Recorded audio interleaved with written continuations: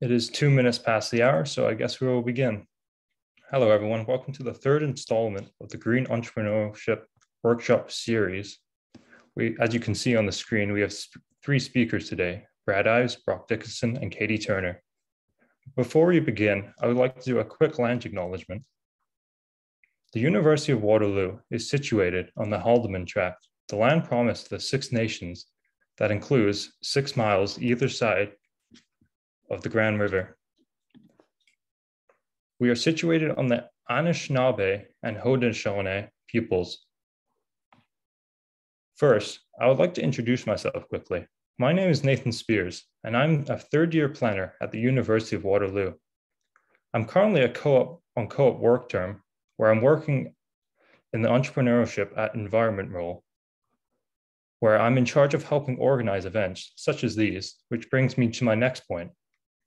I would like to acknowledge our partnerships with the CEC and the Eco Innovation Network, who help make sure these green entrepreneurship sessions run smoothly. Part of their work includes simultaneously translating these sessions into English, Spanish, and French, so you're able to connect to the audio channel in your preferred language. To do this, all you have to do is click the interpretation icon at the bottom of your screen. And also, please tell us where you're tuning in from. I'm currently in Oakville, Canada, but I would like to now introduce John Bill, who will be hosting today's session. John Bill is the manager of Sustainable Development Solutions Network of Canada, hosted at the University of Waterloo.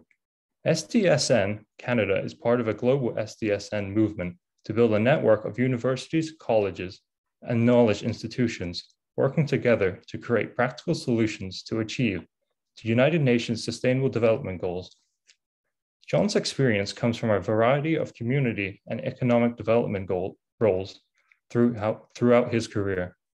This includes starting new agricultural businesses with farmer cooperatives in Zambia, leading tourism and climate change research with Inuit and Métis communities in Labrador, and working with municipal leaders throughout North America to develop economic opportunities for their communities. John's economic background is in economics and international development, with degrees from Queen's University and the London School of Economics. John, welcome. Thanks very much, Nathan. And hello, everyone. Very pleased to be here today as the MC for this fantastic event. I will just kind of right off the top mention for those tuning in from the US or from Mexico, there are SDSN chapters in those countries as well. So if it's of interest, you can find out more information about their work. And it's a fantastic network talking about advancing the SDGs throughout the world. So I'm very pleased to welcome you today to the third session in a series of 5 workshops on the topic of green entrepreneurship. These sessions have been developed, as Nathan mentioned, by the University of Waterloo Entrepreneurship at Environment Office with support from the Commission for Environmental Cooperation and the Eco Innovation Network. The workshops are designed for youth, for students and entrepreneurs from across Canada, the United States, and Mexico. But the reach goes well beyond that. And we see that in the numbers of registrants. We have 1,400 registrants who've signed up from more than 75 countries to take part in these workshops. And as Nathan mentioned, I'll just another kind of nod to the fact that today's session will be or is translated simultaneously into English, French, and Spanish. And I just gives me the reminder to speak a little bit more slowly as we have the interpretation happening in real time. So all you have to do is connect the audio channel of your preferred language, and you can find that on the icon below on the interpretation at the bottom of your Zoom screen. So I am today's MC, and I'll be introducing the speakers today and presenters and kind of running through the Q&A afterwards. So you'll find also below on your Zoom console there, the Q&A function where you can ask your questions directly to panelists. There's also the chat, which I see many people have been inputting into. That's great to share comments. If you have resources you want to share as well with everyone, that's a great place. But for the questions, always nice to have them in the question and answer Q&A button area as well. So we'll select a few representative questions from those that come in and then bring those to the panelists as well. And we'll be done, the plan is about 90 minutes for this session. So I'm going to invite each of our panelists now to talk for about 15 minutes on the question of entrepreneurship and the UN Sustainable Development Goals. So, I remind you again, think about some questions that you may have as their presentations go on. We'll revisit those towards the end. And without further ado, I'll start with our first speaker. I'll introduce Brock Dickinson. Brock is the entrepreneur in residence with the Faculty of Environment at the University of Waterloo, where he works with students and faculty to help launch new green entrepreneurial ventures. He's a serial entrepreneur that has operated companies in management consulting, import-export, environmental services, including a company named to Profit Magazine's Hot 50 list of Canada's fastest growing startups. Brock spends his time as an executive in residence with the Innovate Niagara Tech Incubator, as the chair of the Canadian Food and Wine Institute Innovation Center, and as a member of the Eco Innovation Network. He holds a bachelor's degree from the University of North Carolina at Chapel Hill, where he studied as a Morehead's Kane Scholar, and a master's degree from Brock University. So Brock, over to you. Thanks, John. I appreciate that very much. And my intent over the next few minutes is to offer a bit of a foundation for the material that we'll hear today, to think about this question of how entrepreneurship relates to the UN's Sustainable Development Goals. And I think most of the people who have signed up to take part in these workshops are comfortable with the notion of green entrepreneurship or environmental entrepreneurship. This idea that it's possible to envision and create ventures that have positive impacts in our communities, positive environmental impacts, positive social impacts. This is an idea that we all understand, and that's why we're here. But I guess it's a bit of a different question to sort of say, well, those same entrepreneurial ideas or approaches can be used to tackle the UN's Sustainable Development Goals. And most of you are probably familiar with the SDGs, the goals. These were adopted by the United Nations in 2015 and subsequently by every government on the face of the planet as the collective goals that we will work towards as a global community over the course of the years between 2015 and 2030. And for those of us that are passionate about the environment or about international development or local development, these are important goals. These are big ideas that we feel a need to be engaged in. And if we're also interested in entrepreneurship, it's important for us to make the connections between these ideas. And I think in some instances, that connection is really easy to make. There's a group of the goals, for example, that I often refer to as the technical goals. Things like Goal 6, which talks about the need for clean water and sanitation, or Goal 7, which focuses on affordable and clean energy. Even Goal 13, climate action, can be thought of through a technical lens. And in the context of these goals, we can see entrepreneurial connections quite clearly. We could imagine, for example, that we could invent a technology for water treatment or a technology related to green energy. And the entrepreneurial opportunity there is to take that new invention, that new innovation, out to the market, out to potential users of that technology or users of that innovation. And entrepreneurship makes sense as a tool for doing that. But I think we're really wrestling with a bigger set of questions as we think about entrepreneurship in the role of addressing all of the goals. And one of the interesting sort of ways that I like to think about this challenge that we're facing in bringing entrepreneurship to all the goals is to go back to the work of a British economist in the 19th century, a fellow by the name of Stanley Jevons. Stanley Jevons was an expert in the idea of scarcity. Many of the economic principles that we think of in the realm of scarcity today date back to the work that he did. He initially explored the coal industry and the use of coal. And he theorized that because we were mining coal from the ground, there must be a physical limit to how much coal there was in the world. And that meant that the more we used, the less would be available, and that would have implications for the coal industry. As coal got scarcer, for example, the price of coal would rise. Now, Jevons was right in the context of some of those natural resources like coal, but he extended his thinking into other directions as well. And he thought, for example, if coal is going to run out, well, paper is also a natural resource, and eventually we will run out of paper. He could look across England and the United Kingdom in the 19th century and see that many of the forests across the country were being cut down. They were being turned into paper for newspapers and books. And he imagined a world in which trees and therefore paper would become very scarce. And so he actually began to hoard paper.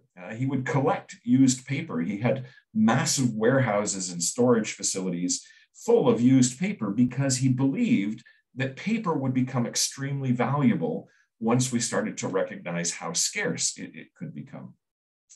Now, of course, today we know that paper is not a scarce commodity, that we've been able to apply innovation. We've been able to use entrepreneurship to that innovation as a way of kind of developing solutions to this problem.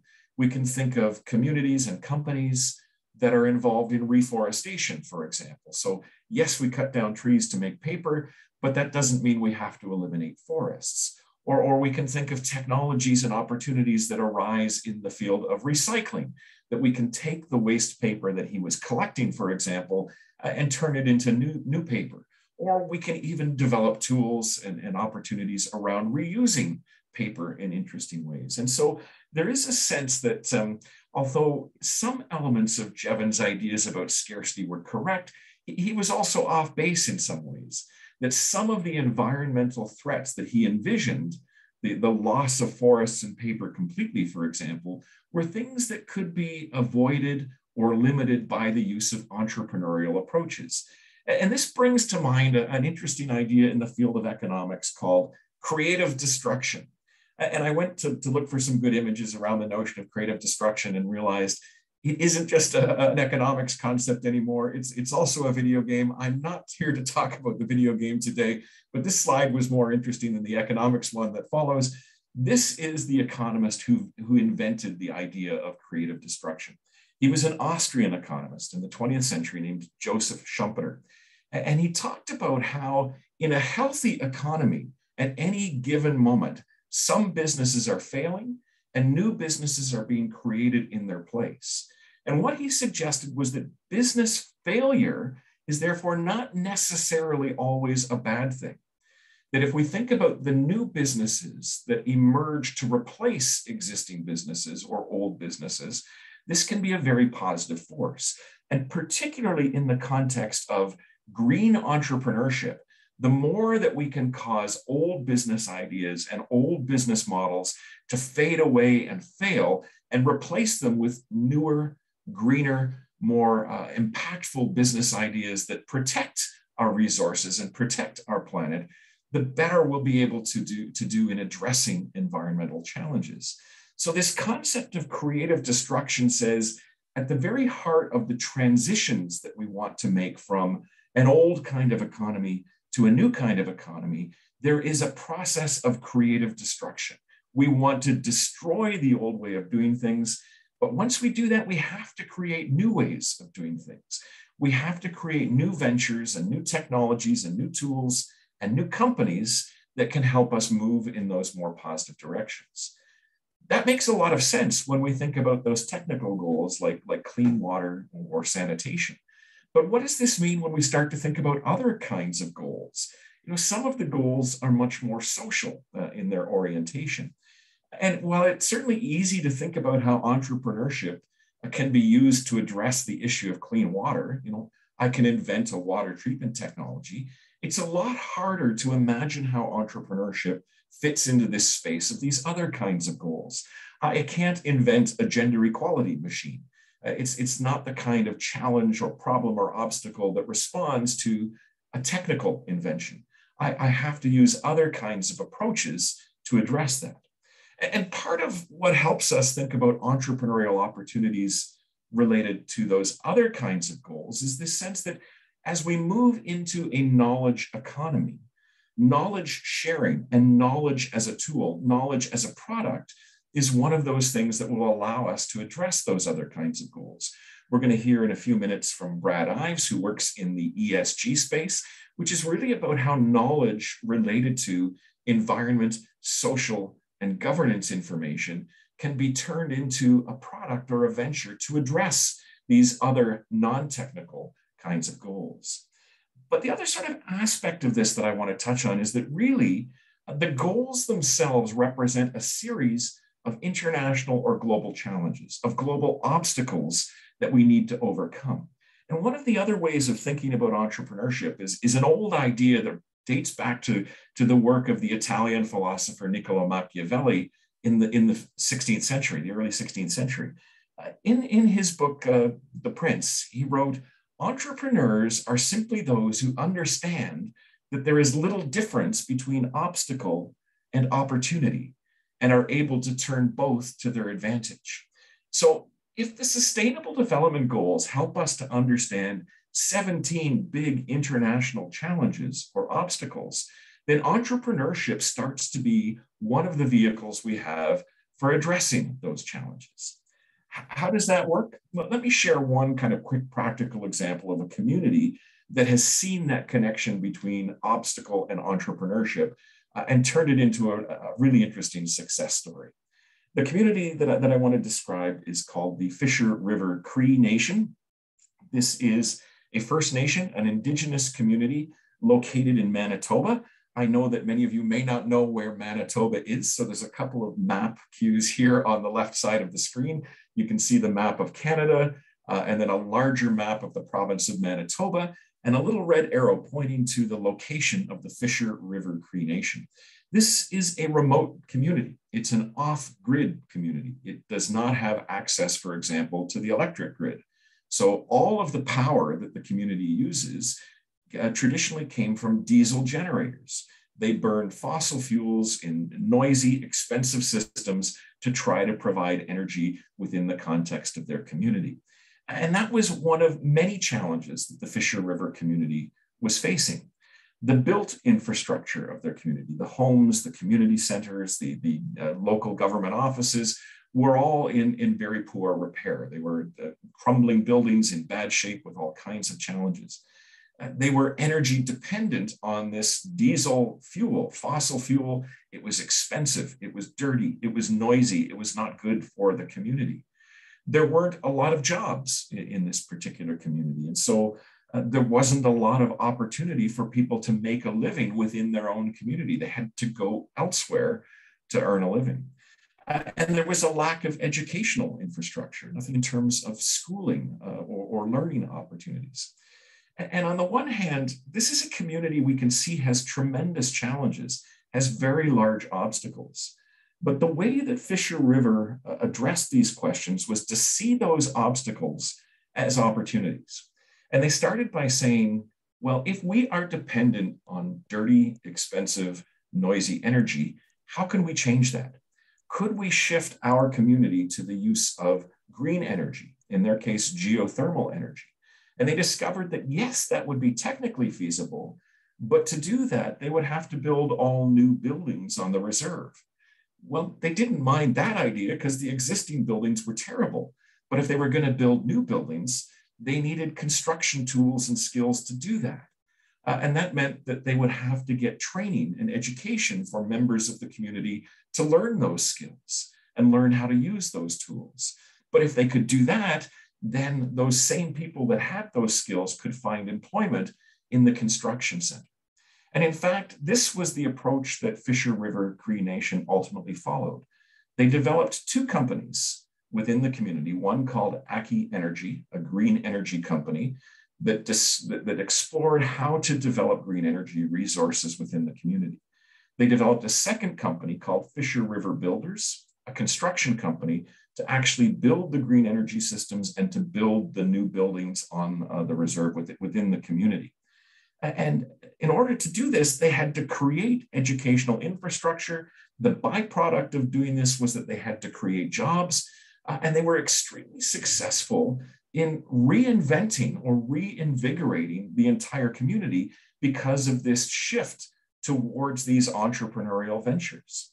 Since 2017, the success of the community has been accelerating. The Fisher River community now releases an annual report to update all of the amazing things that are going on in their communities. And not only have they launched these initial 2 businesses to address those first challenges that we talked about, but they have since gone on to launch a large number of other entrepreneurial ventures within the community. And there's this sense that entrepreneurship has become part of the toolkit through which Fisher River is able to achieve success in addressing those huge obstacles that they faced. They have achieved energy independence. They have achieved employment. They have built educational infrastructure, and the physical infrastructure of their community has been replaced. In fact, they've been so successful at this that many other remote and Indigenous communities across Western Canada have approached them to say, you've solved this problem in an amazing way. Would you come to our community and do the same thing? And Fisher River's response has been, no, we won't. We'll help you learn how we did it. We'll help teach you the skills and give you the tools to do this, but then you need to start to figure it out for your own community. And in the midst of this, not only have they created those small local level ventures, but increasingly, Fisher River is becoming a leader in the larger green economy in Canada. They recently unveiled the largest solar farm in the province of Manitoba, for example. And we can see that this approach of seeing obstacles as opportunities has been an amazing way for them to transform themselves as a community. So what lessons could we potentially take away from that for our own exploration of entrepreneurial opportunities and ideas? How could we start to adopt those ideas in our own efforts, in our own communities? I think there's one sort of final interesting example I want to leave you with of how we might think about this. It's a study that the World Bank did in partnership with the National University of Singapore and with Leuphana University in Germany to study what kind of support for entrepreneurs allowed them to be most effective at overcoming obstacles. And the way they did this, they actually did this study in the nation of Togo in West Africa, and they used an approach to the study that comes typically out of the pharmaceutical research sector. They basically said, let's do a randomized control trial. We want to understand if different techniques or approaches will work. And in order to do that, we also need to have a control group. So what did that mean in the context of this study? Well, they took 1,500 entrepreneurs and broke them into 3 groups. And one of those 3 groups received no entrepreneurship support or training. A second group received business training on things like financial management, marketing, business planning, human resources. And a final group received motivational training on topics like being persistent or how to set goals. What this study discovered was that the group that received the motivational training far outperformed the other groups. The technical business training didn't even make a difference in the results of the performance of these companies. That motivational training, that assistance in understanding how to set goals, how to create a vision, how to persist in your efforts was what made a substantial difference in the real work of these entrepreneurs. Their companies profited 37% more than either of the other 2 groups. So what does that mean in the context of entrepreneurship in the SDGs? I think if we see the SDGs as this set of global challenges, this set of global obstacles, part of what we need to do together is to share ideas around how to motivate a generation of entrepreneurs to overcome those obstacles. How do we turn those obstacles into opportunities? And how do we share knowledge and information about the ways to do that? As a final sort of suggestion, there are lots of groups out there that are helping to have that kind of a conversation. SDSN, that John is here today representing, is one of them. But there is another group that the CEC helped to launch 3 years ago, one of our co-sponsors for today's event, the Eco Innovation Network, which is meant as a place where we can talk about how entrepreneurship can impact these kinds of discussions and these kinds of challenges and obstacles. I'd invite you to take a look at the Eco Innovation Network website. There is a group on LinkedIn as well that you can join. But amongst the various activities that this group is involved in are the very workshops that we're taking part in now. And we're doing these workshops because we want to provide that motivational energy to help that next generation of entrepreneurs achieve amazing things like the Sustainable Development Goals. Thanks very much.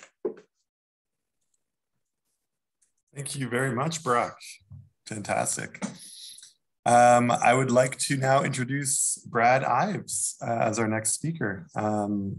So Brad is the Chief Executive Officer of Credo ESG Solutions, Inc., a company he co-founded that provides management, benchmarking, evaluation, and reporting services on environmental, social, and governance, also known as ESG.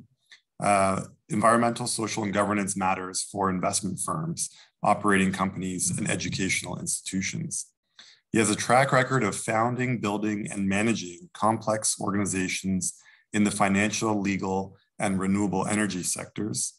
Among other roles, Brad has served as Chief Sustainability Officer at the University of North Carolina at Chapel Hill, as North Carolina's Assistant Secretary for Natural Resources, and as CEO of 2 clean tech startups. He is the recipient of the North Carolina Sustainable Energy Association's Individual Energy Leader Award, and currently serves on the Durham City Advisory Board for M&F Bank, which is America's second oldest minority-owned bank, and the board of the Clemson University Institute for Parks. Brad has received his Bachelor of Arts and law degrees from the University of North Carolina, where he was a Morehead Cain Scholar. So Brad, over to you.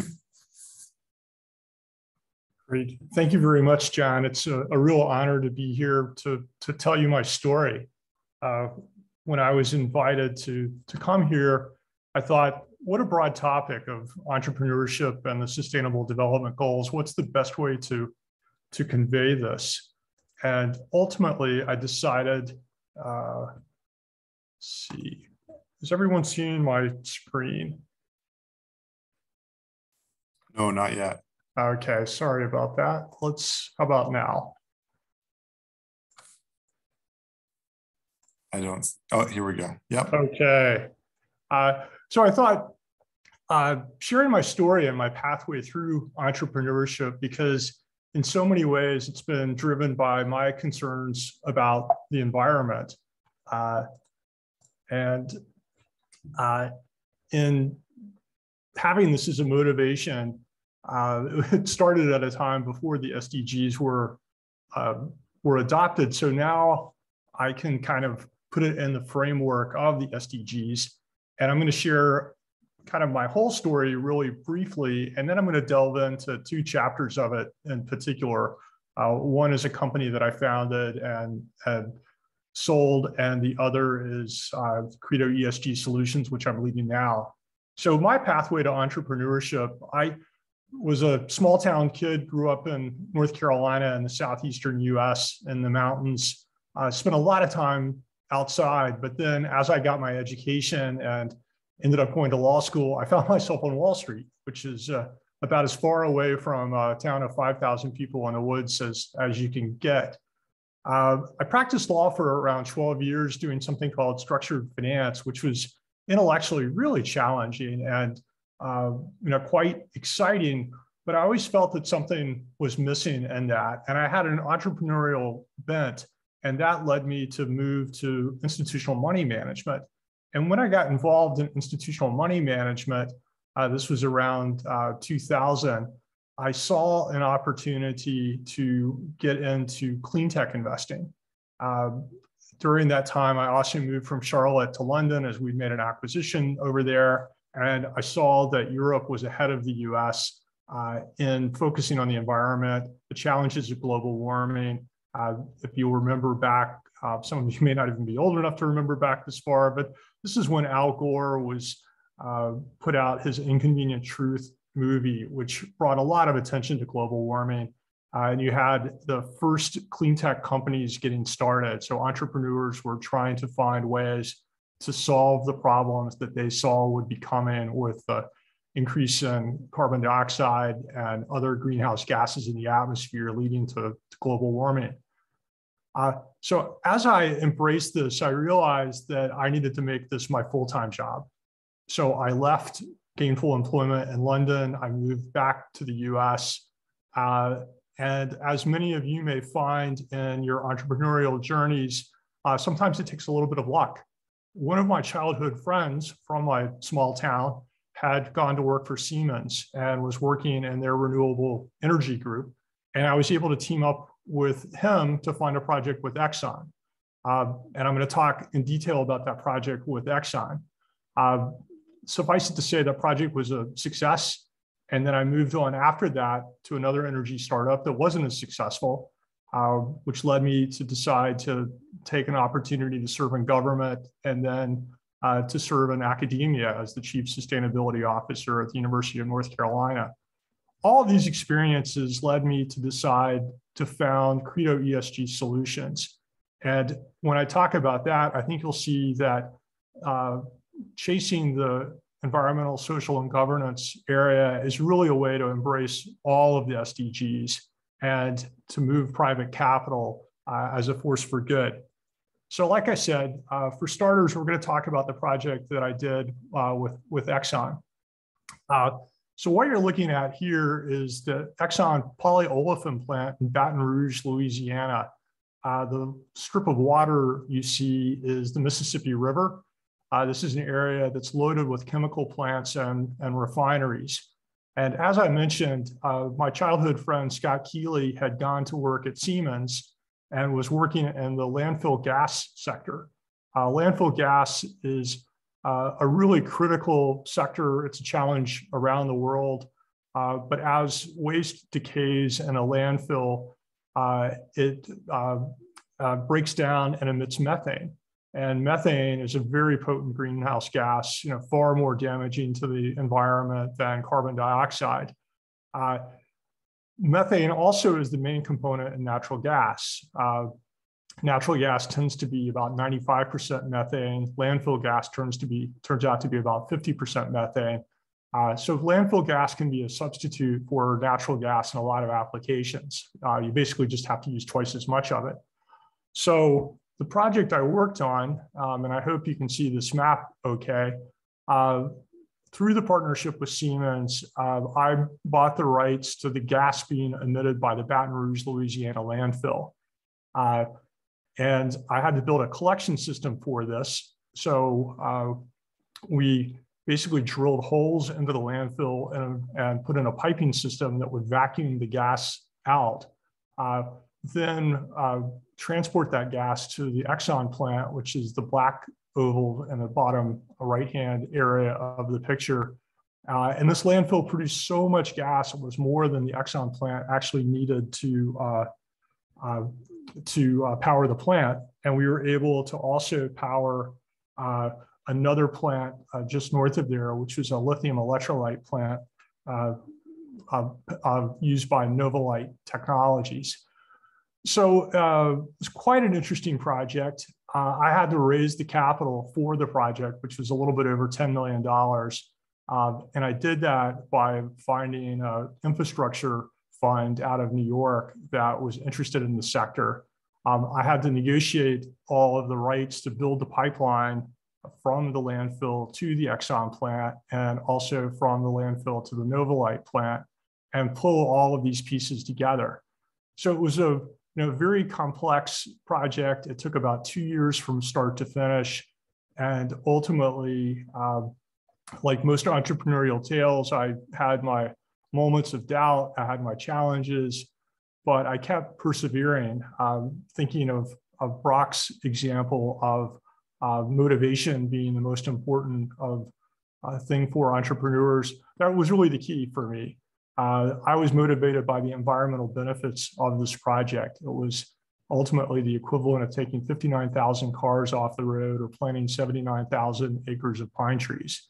So massive environmental impact. And that environmental impact came from capturing the methane at the landfill, moving that methane down and substituting it for natural gas at the Exxon plant. It also required that I build a lot of personal relationships. This was one of the first times that Exxon had bought renewable energy in any scale. So I had to work with the energy buyers at Exxon in Houston. I had to work with the plant manager, and I had to get them to buy into the idea that this was a good project for the community. So when you think about this in the context of the Sustainable Development Goals,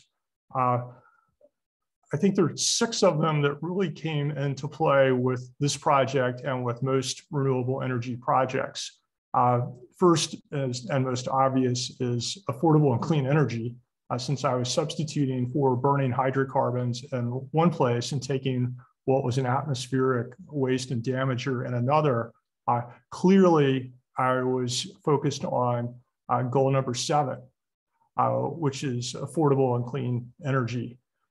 But also, when you think about number 8, decent work and economic growth, that what this was doing is actually saving Exxon some money on operating their plant. I actually sold the gas more cheaply than they could buy natural gas. I didn't get any government subsidies, and it was funded entirely with private capital. So it created jobs in the community to build the project, and then it also enabled Exxon to operate more profitably at their plant. So it was promoting this sustained growth. And then also, building resilient infrastructure was a big part of this. So SDG 9, that the landfill itself was out of compliance with US regulations on air emissions. So by building the project, we brought that landfill back into compliance and served the community much better. And doing that, of having industrial innovation in a way that was both responsible, and then finally, it also provided income to the city of Baton Rouge, who I paid for the rights to the gas. So ultimately, it did quite a number of things that were all very, very good for the community. So when you think of the other SDGs, number 11, sustainable cities and communities, obviously helping the landfill be compliant. Every community has trash. That trash has to go somewhere. Disposing of that trash in a way that's as environmentally responsible as possible is clearly number 11. 13, climate action, I think is very obvious, again, having the benefits that it did. And then finally, life on land, that this was something that working with a landfill to make sure that it is not contributing to additional pollution and using the land responsibly. So with this specific project, I think you can see some key tie-ins. With what I'm doing now with Credo ESG Solutions, it's really a company that tries to embrace all of the SDGs more broadly. ESG has become a focal area very recently, and I'd say over the last 3 years in particular in private finance. And for me, the name of our company really says it all, that what we are doing is we have a guiding belief or principle, which is basically the SDGs. These are what we think about, how do we make the world a better place? But we're doing it through capitalism.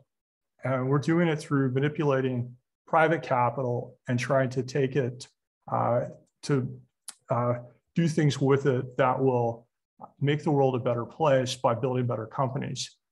So we provide advice on environmental, social, and governance solutions to investment firms and their portfolio companies, mainly in the private equity context, some in venture capital as well.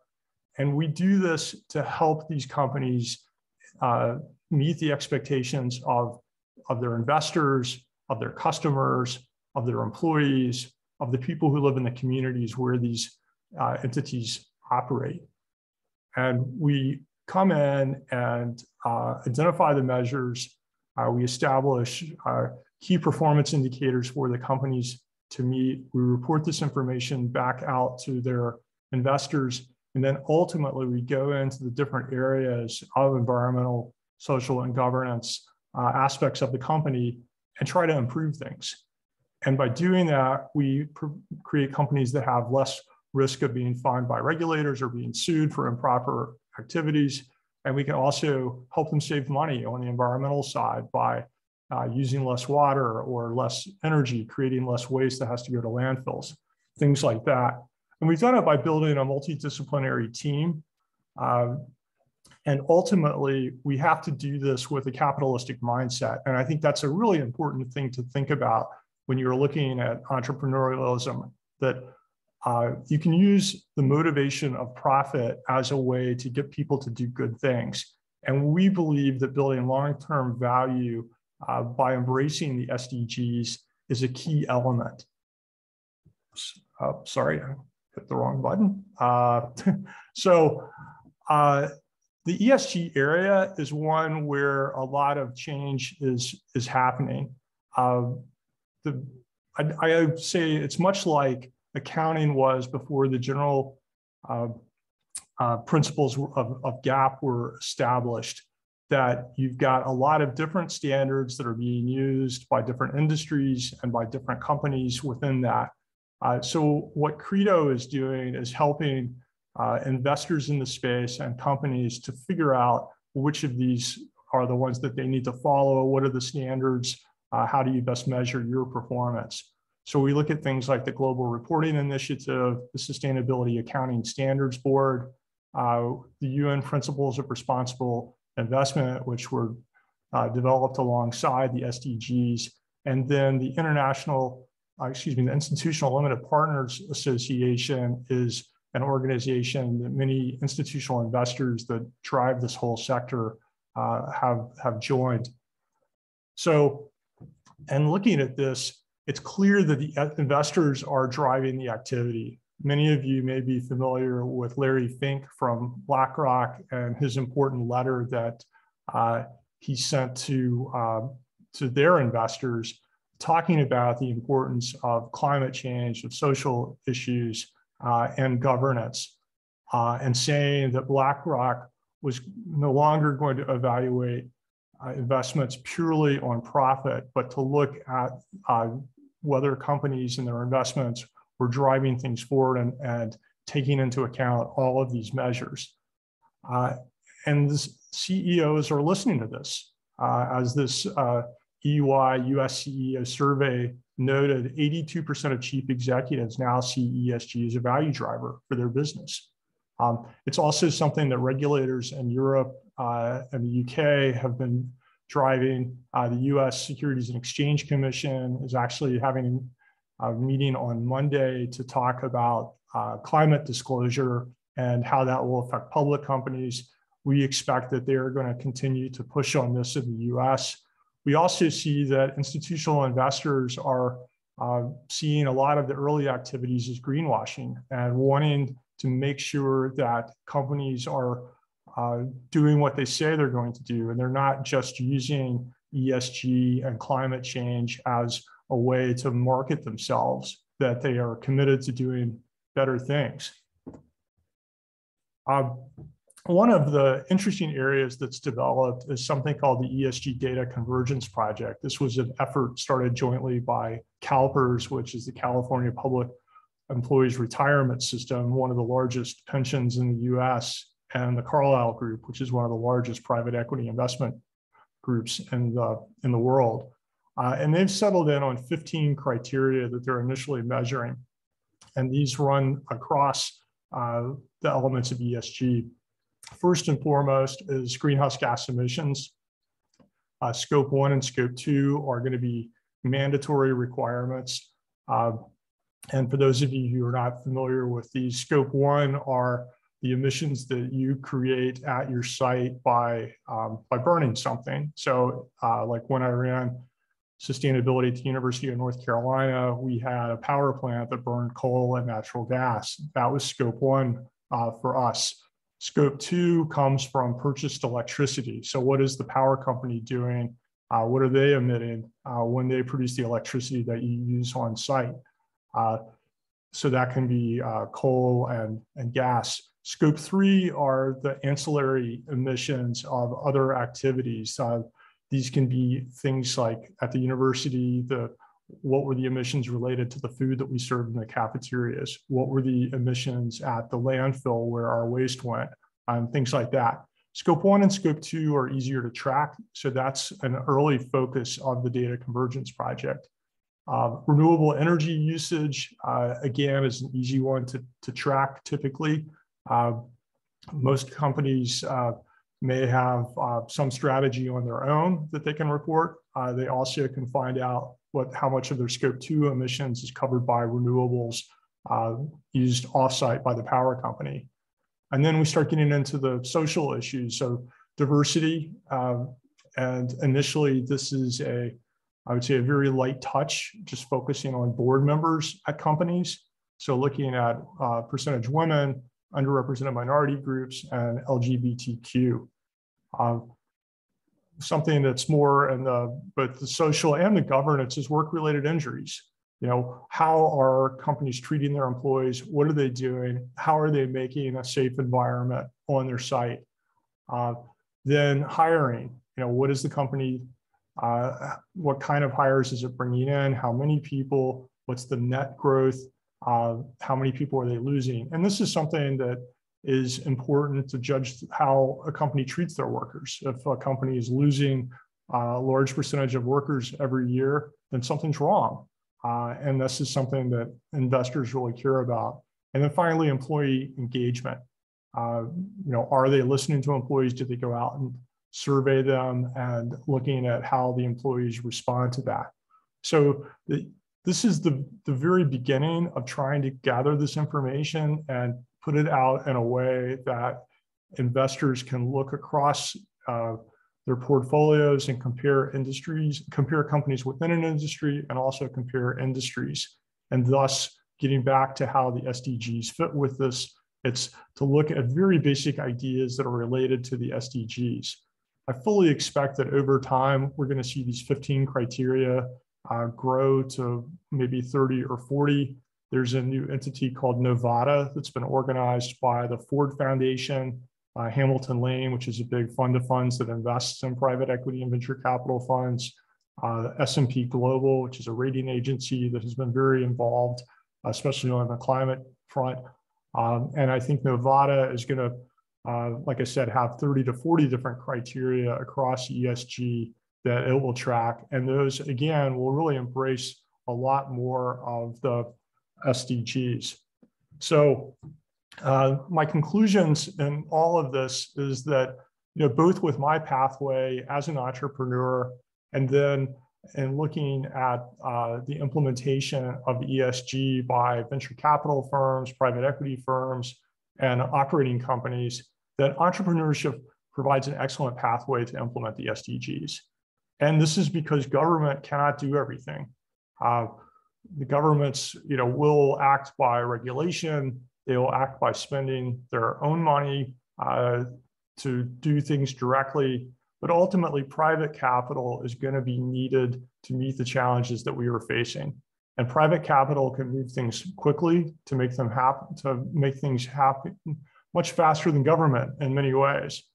But really importantly, implementing the SDGs in corporate activities leads to better businesses. And better businesses are going to be more valuable businesses. And this gets back to where we can take the motivating factor of financial profit and use it for good. So ultimately, I believe that entrepreneurship is a fantastic way to make the world a better place. We can use positive money, the aspect of making money as a positive to influence people and direct them to do the right things. And then ultimately that will lead to the world being a better place. So thank you very much for the opportunity to talk to you today, and I'll look forward to taking questions during the Q&A session.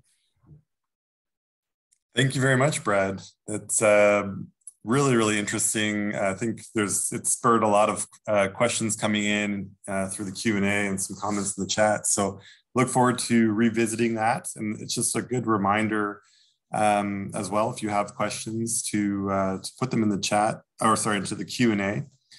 You can put it in your any language, English, French, or Spanish, and it'll be interpreted and kind of shared back to the speakers. So feel free to share some thoughts and ask a question.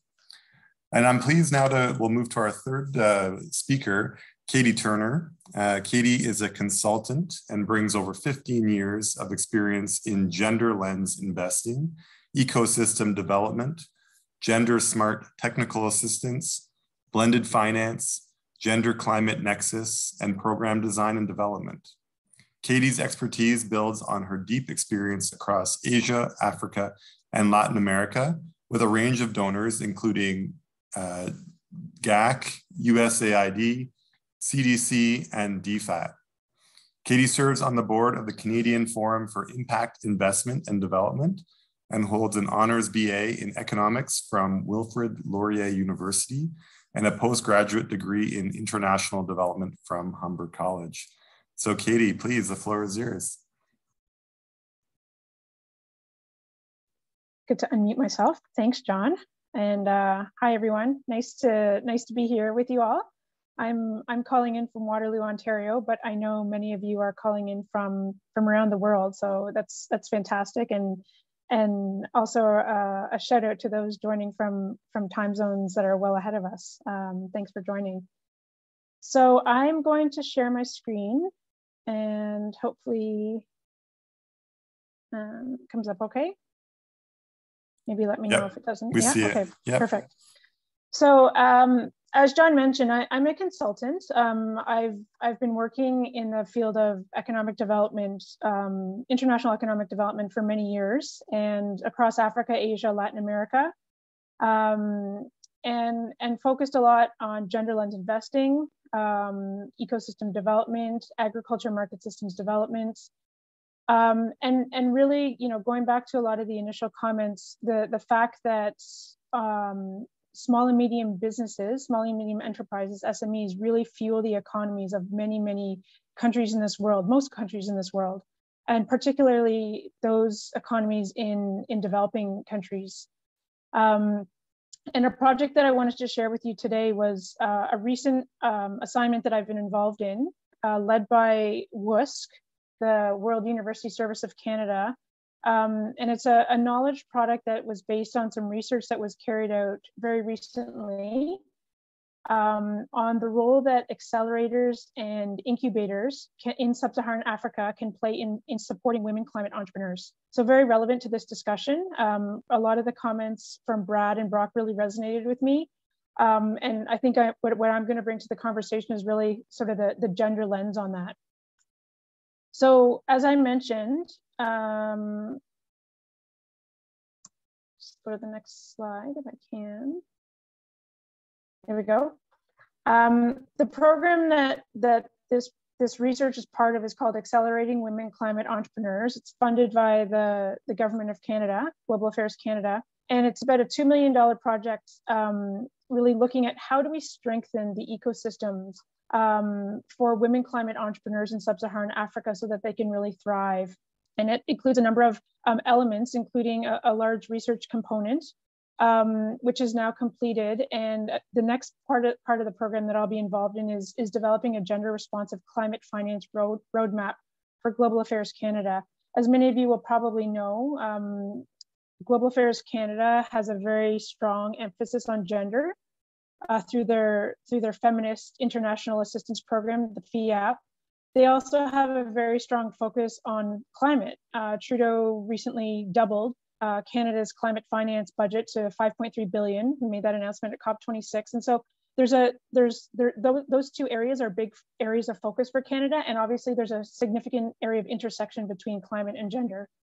The project that I mentioned is led by the Aga Khan Foundation of Canada in partnership with WUSC and ANDE, the Aspen Network Development Entrepreneurs Group, which many of you might be familiar with. They are a huge SME network that operates in emerging markets. So really, what is a woman climate entrepreneur? Some of you might be familiar with this phrase, but others, for others, it might be a new phrase. Essentially, how we're defining this this term for this initiative is in three buckets. You can see on the second point there, women climate entrepreneurs are those that either support green growth directly. So for example, it could be a woman selling solar panels as part of her business. It could be women climate entrepreneurs who are supporting green growth indirectly, for example, using renewable energy to power their operations. Or it could be a woman who is playing a supporting role, such as a consultant, an environmental consultant who's offering training related to climate change. And this definition is also related to the small and growing business definition, which some of you might be familiar with, where it's businesses that have between 5 and 250 employees and are looking for growth capital of about $20,000 to $2 million. So why are we talking about women climate entrepreneurs? I found it interesting in some of the previous comments, around entrepreneurship and how they fuel economies. Definitely agree with that. Love the point about how entrepreneurs see obstacles as opportunities. I think when we think about entrepreneurship from a gender perspective, we can appreciate the fact that while there are many, many, many women who are excellent innovators and excellent entrepreneurs, they face significant systemic barriers to growing their businesses. There's huge amount of gender inequalities in the world right now, and as you can see on the first point there, McKinsey report indicates that full gender equality would add 28 trillion to GDP by 2025. Many of you will likely know that the climate crisis has disproportionately affected women. So you think about a woman in Africa who's having to spend a large part of her day going to get water for her family, and because of the drought caused by the climate crisis, has to travel even farther and spend more parts of her day doing that, which obviously means less time to do other activities like income generating activities. And I think also because women are so close to the climate impacts, because they are managers of and users of natural resources, they're also innovators. They're leaders in addressing climate change because they see the obstacles up front. And the integration of gender and climate can really jumpstart climate action. It can build environmental sustainability, and there's huge opportunities there that that a lot of people just don't think about. But that being said, there are an increasing number of entities, of ecosystem actors, including investors, who are starting to think more about integrating a gender and climate lens in the work that they're doing. And I think this was really visible at COP26 last November, where I wasn't there myself, but I know from people who were there, there was a really increased number of conversations that included gender as a key component of addressing climate action or climate change.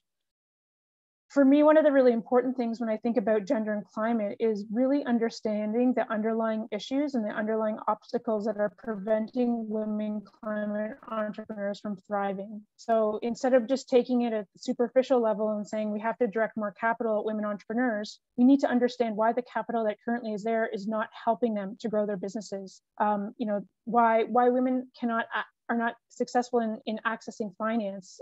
We spoke as part of this research. Maybe I'll just go to the next slide here.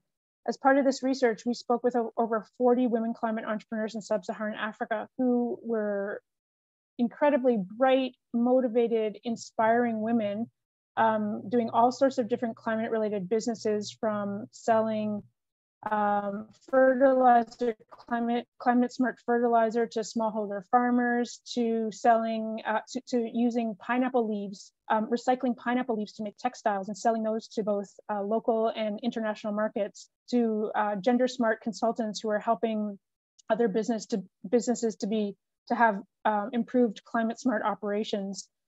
And that being said, they face a huge number of obstacles. I talked about the finance piece.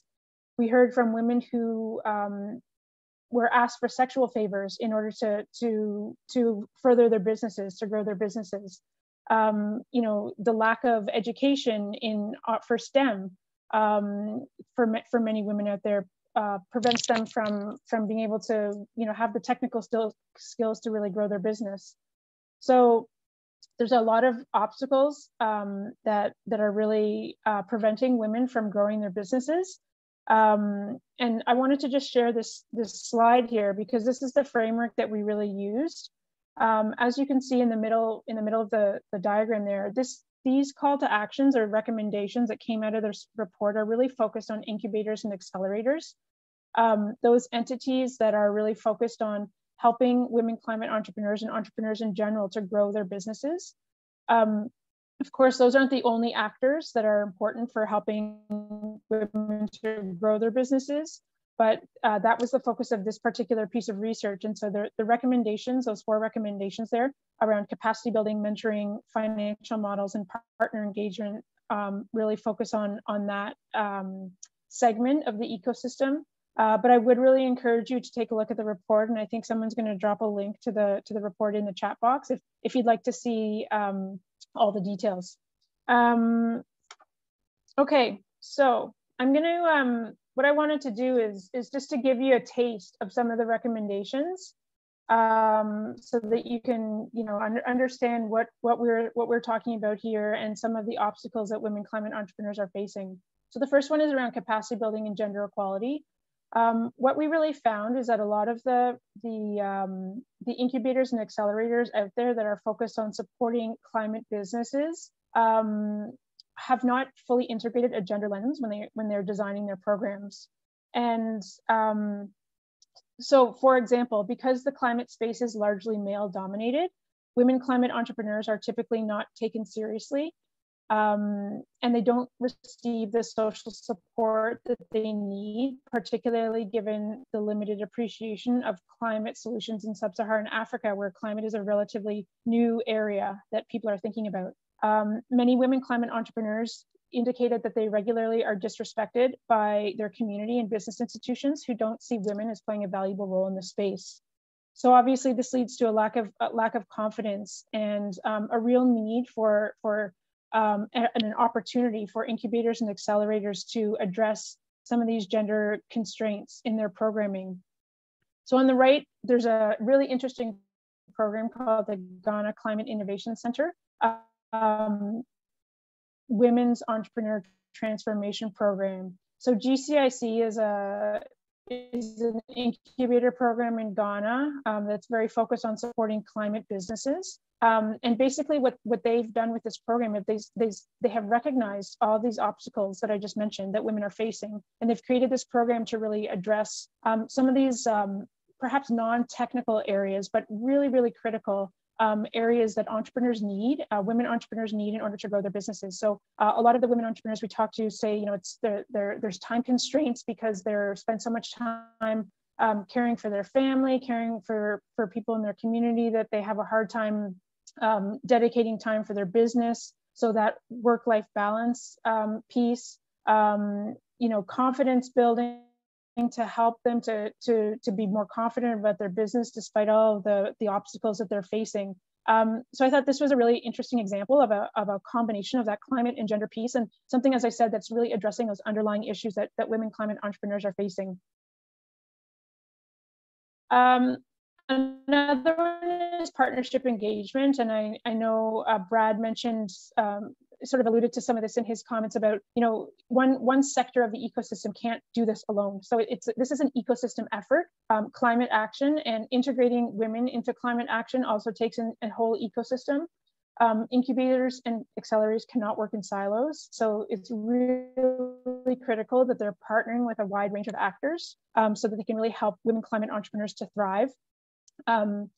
One thing that came out loud and clear, as I mentioned, is the lack of finance for women climate entrepreneurs. And, you know, in general, financial institutions just are not thinking about the specific needs of women entrepreneurs, be they women climate entrepreneurs or women entrepreneurs in another sector. And as a result, the products that they offer are not meeting the needs of those women entrepreneurs. One interesting fact is women operate more than 40% of SMEs in Africa, but there's a financing gap of $42 billion between male and female entrepreneurs. So that just goes to show you that there's this huge opportunity for financial institutions, for investors to really understand the needs of women entrepreneurs when they're designing their investment products, their loan products. The example on the right of the Kenya Climate Innovation Center is really interesting. They've partnered with the Kenya Bankers Association in a program called Financial Sector Deepening. And this is an example of an accelerator program who is partnering with a Bankers Association and another initiative that specializes in developing financial products to really ensure that the banking system is starting to really understand what are the needs of climate entrepreneurs, so that they can adjust the products and services that they're offering to better serve that particular segment. As mentioned here, it doesn't solely focus on women climate entrepreneurs, although that is something that they are thinking about more and more as they're realizing that, just having this one group of climate entrepreneurs, thinking about them as a homogeneous group is not enough. And so they're realizing that they do need to do more of a gender analysis to think about what are the specific needs of women climate entrepreneurs. And then the last one I wanted to share is around mentorship, networking, and sharing. And Brock alluded to some of these points in his comments about the need for sort of motivation and for entrepreneurs to be inspired by other entrepreneurs in order to really succeed.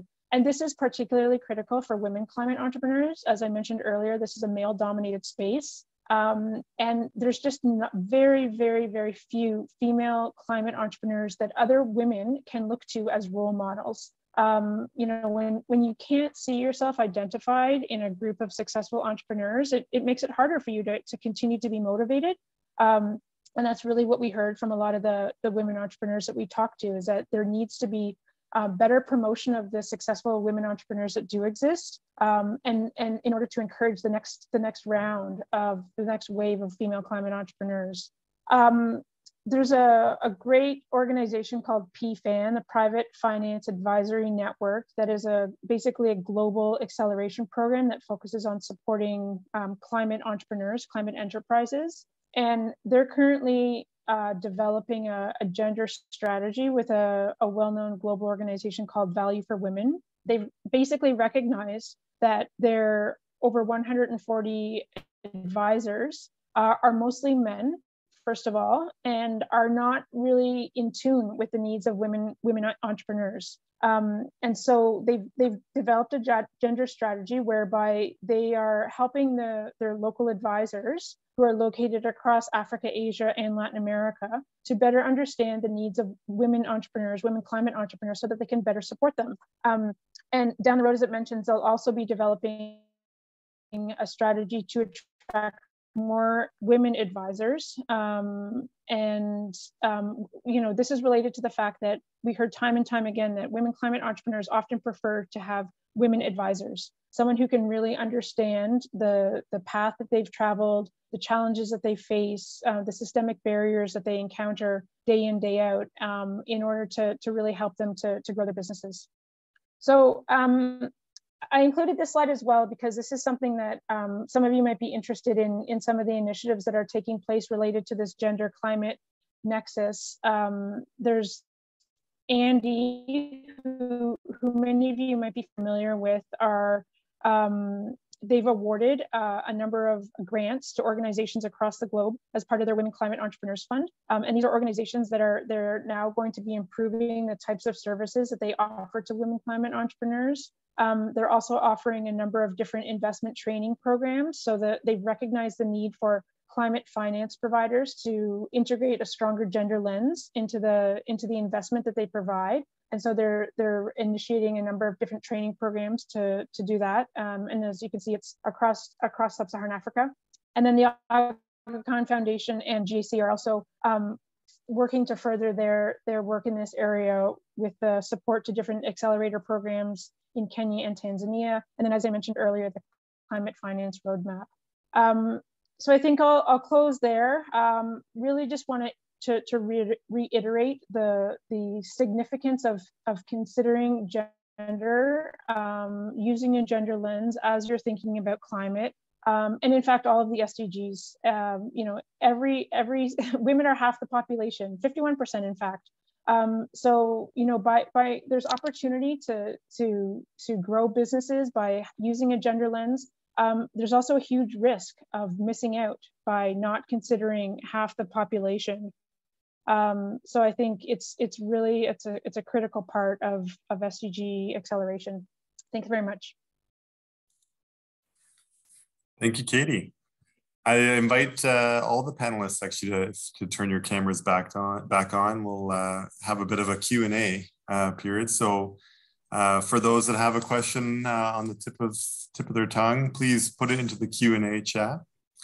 There are a few that have come through, and so I'll kind of maybe piece together a few of these. There's a question here from Dosen and from Shore that I think have some similarities, and kind of the idea is, you know, entrepreneurs have good ideas on a variety of projects, whether it's energy, water, circular economy, but they face challenges around startup capital, technical support. Dosen was wondering about, like to know of some of the organizations involved in SDGs incubation programs to help develop ideas into productive solutions. Shore was talking a little bit about types of support that might exist for specifically their business around lighting solutions, LED lighting solutions. So maybe if I was to package it in a little bit, you know, in a bigger question, I would say, you know, there's lots of entrepreneurs with great ideas out there that are directly impacting and advancing ESG, SDGs, whatever the framework. Do you have any advice kind of on how they can find that community, how they can help advance these ideas that can be very impactful, whether it's specific places to go, whether it's kind of more general, like how do you find, you know, that community to build from? So I'll just open it up if anybody wants to jump in. Sure. This is Katie. I can offer a few ideas. So I'm not sure what markets geographically you're based in, but as mentioned, I'm more familiar with developing markets. So I mentioned PFAN.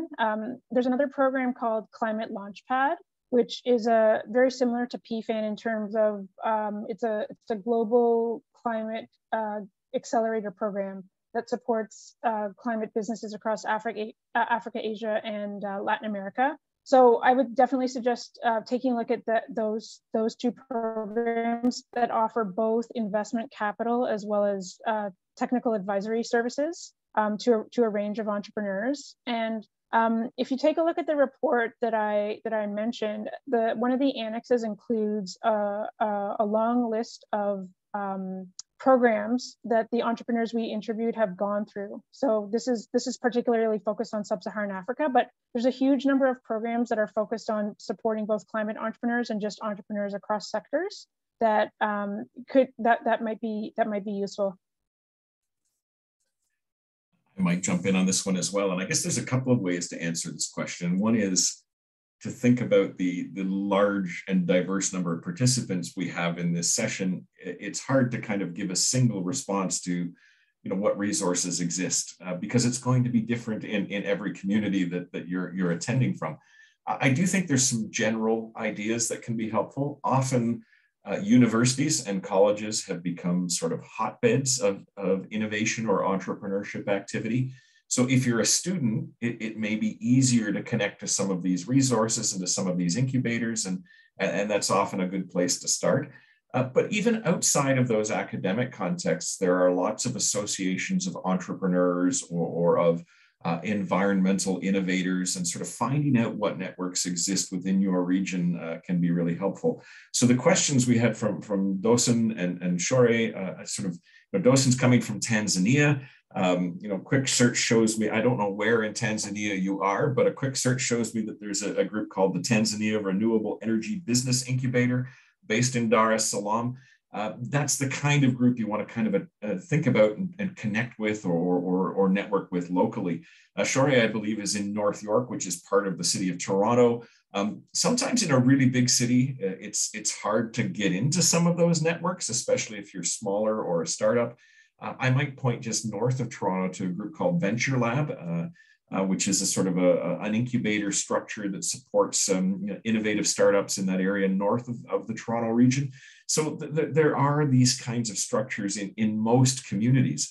Just briefly, there was a question as well about how we do some of this in an Indigenous context. And I'd say come back next week, because that's the theme of next week's session as we look at the opportunities around Indigenous startups. So just to add a little bit to Katie and Brock's comments, step one is to go to the internet and search for incubators and look at what may be geographically close to you.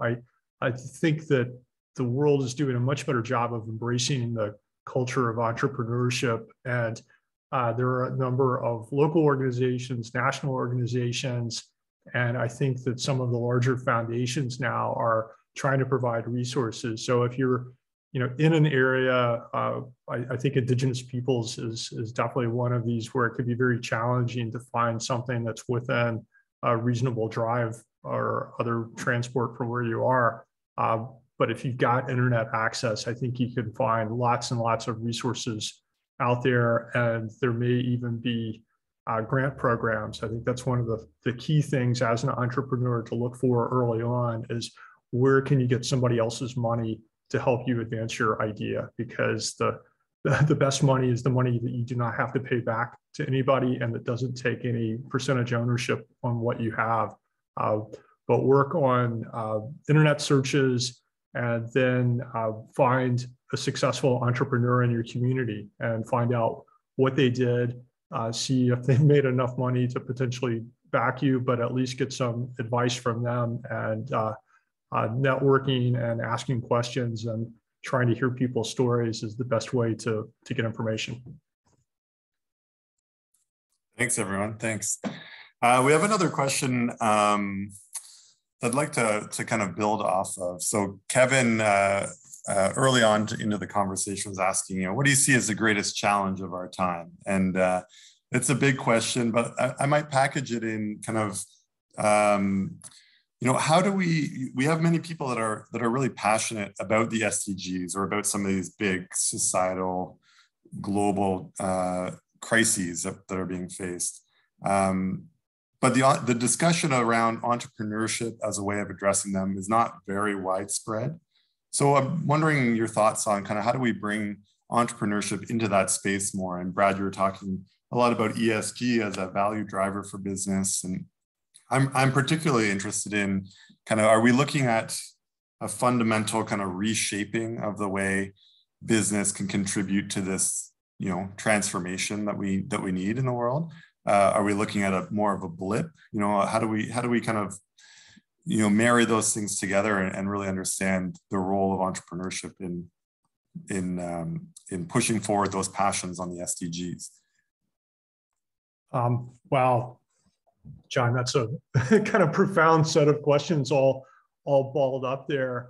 I do think that we've reached the point where the tragedy of the commons, this idea that all of us as individual actors doing our own thing doesn't solve the bigger problems. And I think this is what's at the core of Larry Fink's letter and the movement in BlackRock, which frankly trails the movement that I think a number of continental European pension plans started over 20 years ago, and even has roots all the way back in the 1970s with the Clean Air and Clean Water Acts in the United States. So realizing that leaving everybody up to doing their own thing was going to lead to the destruction of our shared resources. And unfortunately, I think we've reached we may have passed the critical point with climate change. And this is going to be something that I think is a fundamental driver. I don't think this is a blip.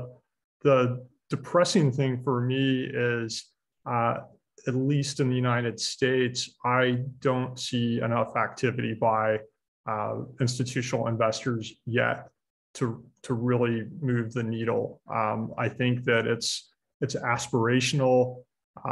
When I founded Credo, I expected to find a much better reception from private equity than I found.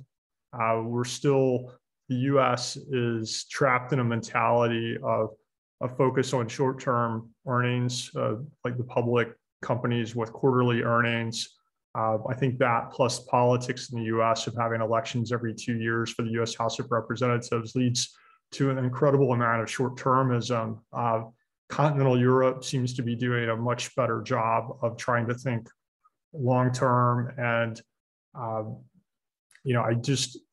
hope that the world is able to come together around things like the SDGs, and perhaps we'll have some international treaty activity that will get countries thinking in this way.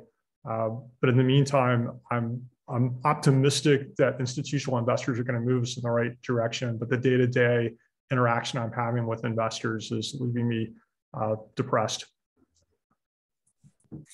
Thanks, Brad. Thanks. And maybe Brock and Katie, if you have thoughts on it, we're kind of coming up against our time as well. So if you kind of have maybe a 1-minute closer or response that you'd like to provide.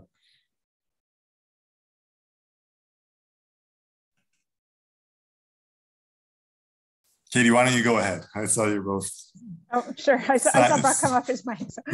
Yeah. Sure. I'm coming at this from a gender lens, and as I mentioned earlier, I strongly feel that this is not just about women climate entrepreneurs. It's not just about thinking about women as as entrepreneurs. It's about thinking about women as on the board of directors, in senior leadership positions, as employees, as part of the supply chain for any company. So really thinking about increasing the recognition and the visibility that women play in the business world as contributors to our economies, because right now it's largely unrecognized and invisible. I mean, sometimes it is tough when you're working in this field not to get a little bit depressed, because the movement is slow.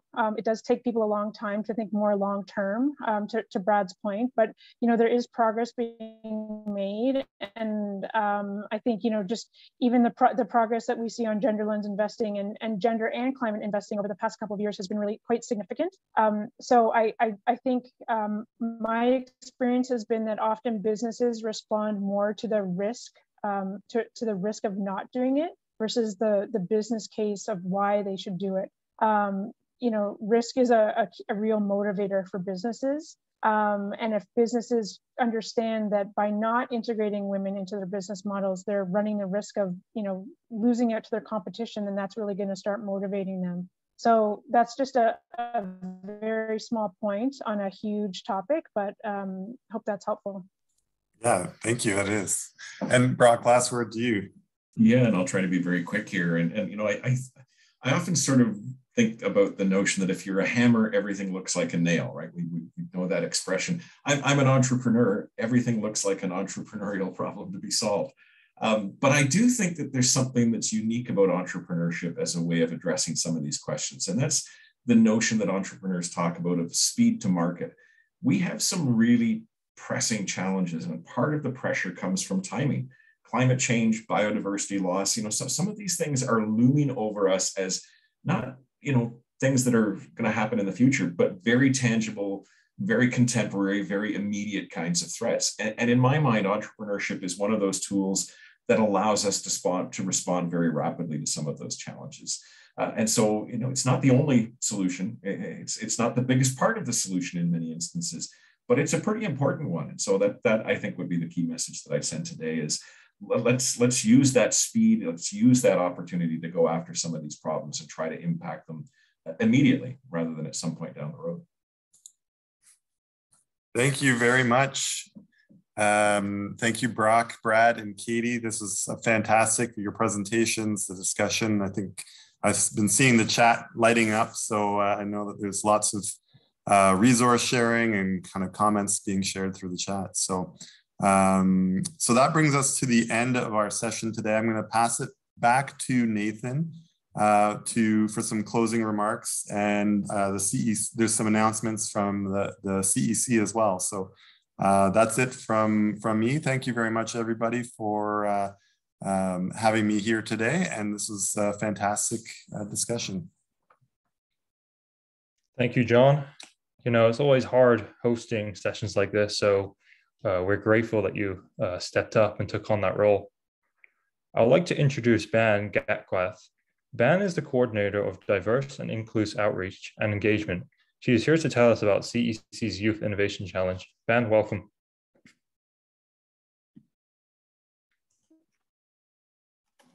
Thanks very much, Nathan. Sorry, I was having trouble finding the unmute. Thanks as well to our panelists today for such an interesting discussion. And thanks to the University of Waterloo's Environment and Entrepreneurship Office for lending me a couple of minutes today to talk directly to the entrepreneurs and innovators that are in the session today. For those of you who may not know, the CEC has been hosting a Youth Innovation Challenge since 2017. And this challenge offers an opportunity to North American entrepreneurs and innovators for the competition of seed funding, an opportunity to receive mentorship and networking, as well as the chance to present their solutions to the top environment ministers of Canada, Mexico, and the United States. This year, we're hosting the very same challenge under the theme of innovation towards COVID-19 recovery. And so we wanted to take a moment today to just let you know that there are 2 weeks left for those entrepreneurs and innovators who are addressing the intersection of COVID-19 and environment, as well as community, in hopes of supporting you and helping you take your solutions to the next level. So if you're interested, please do visit cec.submittable.com to learn more about the challenge and also to be able to participate in what is sure to be a really interesting round with a new cohort of young entrepreneurs in North America. Again, the challenge is closing on March 31st, and you can visit cec.submittable.com to learn more, or go to cec.org and find the contact information of myself or any of my colleagues to ask any related questions. Thank you for that, Ban. Just a few closing remarks here. I just want to thank a few people. Firstly, John, thanks for hosting. Like I said before, it's never an easy thing to do, but you did a great job, and we're thankful for that. I'd like to thank the presenters, Brock, Brad, Katie. Your presentations were great. I definitely found them interesting. I'd also like to thank the people involved behind the scenes, which includes the interpreters, tech support, and of course the staff at CEC. And as well as the participants who joined us today, we thank you. You're the reason we do these sessions. So a quick announcement for next week. We'll be doing another session, same time, same place.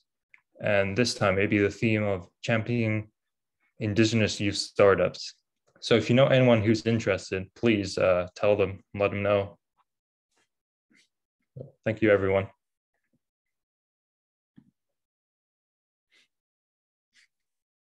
Thanks, everyone.